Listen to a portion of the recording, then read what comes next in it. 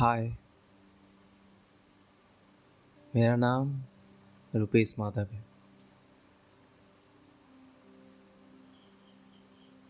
मैंने ज़िंदगी में जो कुछ सीखा है आज तक,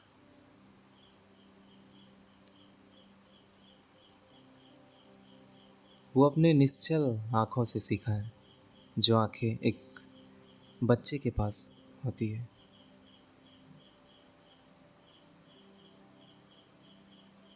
ज़िंदगी के कई रंग देखे, जब मैं सीधा था, बहुत ही ज़्यादा सीधा, तब का जीवन भी याद है। और आज जब ज़िंदगी इतनी उलझा चुकी है कि मजबूरन मुझे टेढ़ा होना पड़ा, तो ये ज़िंदगी भी मुझे अच्छे से महसूस हो रही है। तो चलो शुरू से शुरू करते हैं। ये है मेरा इंट्रोडक्शन। हाय दोस्तों, मैं हूँ आरजे लाइफ, हाजिर हूँ ज़िंदगी की एक कहानी, एक दास्तां के साथ। तो आज की कहानी में मैं आपको अपने बचपन की एक याद बताऊंगा, और अगर उसी कहानी को एक्सटेंड किया जाए तो क्या कहानी बनती है, वो मैं आपको बताऊंगा। तो अखबारों में मैगज़ीन आती थी, अभी आती हैं या नहीं मुझे नहीं पता, क्योंकि मैंने काफ़ी टाइम से पेपर नहीं पढ़ा है। तो मैगज़ीन्स आती थी, मुझे याद है बृहस्पतिवार रविवार के दिन मैगज़ीन आती थी, उसमें कहानियाँ होती थी। एक कहानी है जो पत्नी द्वारा पति को लिखा गया था, उस पेपर को भेजा गया था, जो बहुत ही मज़ेदार है। तो चलो शुरू करते हैं। हेलो मेरे प्रिय, याद है तुम्हें वो दिन जब हमारी नई नई शादी हुई थी?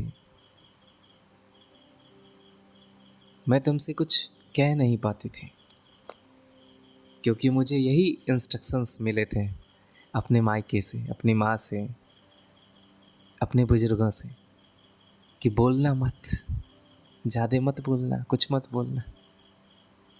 तो मैंने कुछ नहीं कहा, और तुम्हें ये बात खाई जाती थी कि वो मुझसे बातें क्यों नहीं करती है।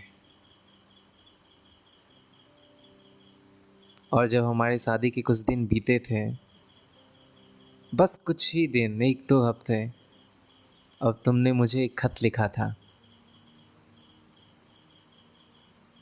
उस खत में तुमने जिक्र किया था कि अगर मैं तुम्हें पसंद नहीं हूँ और इस वजह से तुम मुझसे बात नहीं करना चाहती, तो मैं इसे जी नहीं पाऊँगा। मैं तुम्हें दुखी नहीं देख सकता। और तुमने कहा था कि अगर मेरे मन में कोई और है तो मैं खुशी खुशी उसके पास जा सकती हूँ। मेरी आंखें भर आई थी।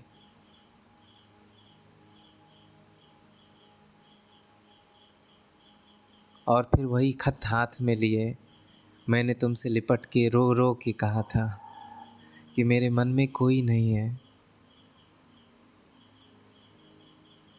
जिस दिन तुम मेरे दरवाजे आए,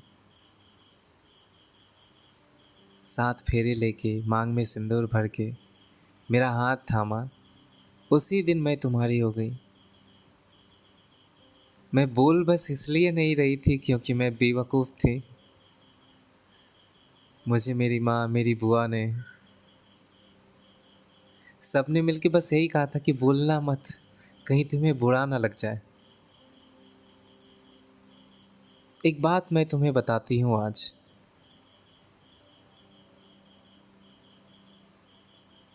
जब से मेरे मन में एक लड़के का सपना पलने लगा, एक दूल्हे का कहो, तब से वो मेरे लिए खास था। और मेरी महिला मंडली ने मुझे इतना डराया था कि कहीं मेरे दूल्हे को बुरे ना लग जाए। तो मेरे प्यारे दूल्हे, आज ज़िंदगी में काफ़ी वक्त गुजर गया हम दोनों को। परेशानियाँ देखी, कभी दुख नहीं देखा मैंने तुम्हारे साथ, क्योंकि जब भी तुम साथ मेरे हो, तुम बस मेरे साथ हो।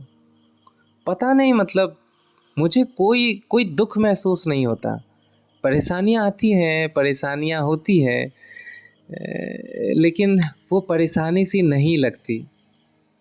हाँ, तुम जब लंबे समय के लिए कहीं मेरे से दूर जाते हो काम के सिलसिले में, तो मुझे दुख होता है,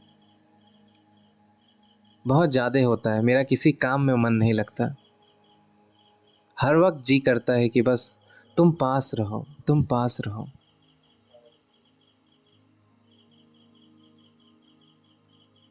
पर ज़िंदगी में हमें आगे बढ़ना है, ज़िंदगी जीना है। उसके लिए जो ज़रूरी है, उसके लिए तुम्हें बाहर जाना पड़ता है। मैं समझती हूँ, लाखों बार अपने मन को समझाती हूँ, पर हर बार मैं असफल हो जाती हूँ। तो मेरे प्यारे दूल्हे, मैं बस तुम्हें इतना ही कहना चाहती हूँ कि तुम्हारे साथ अब तक की गुजरी ज़िंदगी शायद मेरे लिए स्वर्ग से भी बेहतर है, क्योंकि जब भी तुम पास होते हो मुझे कुछ नहीं दिखता। शायद इसी को ध्यान कहते हैं, इसी को गृहस्थ जीवन से अध्यात्म की प्राप्ति कहते हैं। तुम मेरे लिए ईश्वर के जैसे हो। जब भी तुम पास होते हो, तुम्हारे ऑरे की, तुम्हारे एनर्जी की वो गर्माहट, तुम्हारे बदन की वो खुशबू, सौंधी सी मिट्टी वाली, लाजवाब लगता है। जी करता है बस खो जाऊं। उस वक्त मेरे दिमाग में एक शब्द भी नहीं होता है। मैं कहाँ होती हूँ मुझे खुद नहीं पता। बस मुझे इतना पता है कि उस वक्त मेरा दिमाग खाली सा हो जाता है। शायद यही ध्यान है। तो अब तुम अंदाज़ा लगा लो तुम मेरे लिए कितने खास हो। हम अंत में बस इतना ही कहना चाहेंगे आपसे कि ज़िंदगी के बिताए हर लम्हे मेरे लिए बहुत खास होते हैं जब आप मेरे पास होते हैं। आई लव यू मेरी प्यारी जान, लव यू। तो दोस्तों, यही है वो कहानी, क्योंकि मैं इस कहानी में थी नहीं जाऊँगा। ये कहानी अभी भी है, एग्जिस्ट कर रही है, बहुत लाजवाब है। उम्मीद है आपको भी ये कहानी पसंद आई हो। मेरे बचपन की वो यादें हैं जिसको मैंने थोड़ा सा और बढ़ाया है, वो इतना ही लाजवाब रिश्ता होगा। ईश्वर उनके रिश्तों को और प्यार दे और सहेजे, दोनों और साथ रहें। धन्यवाद। शुभ रात्रि।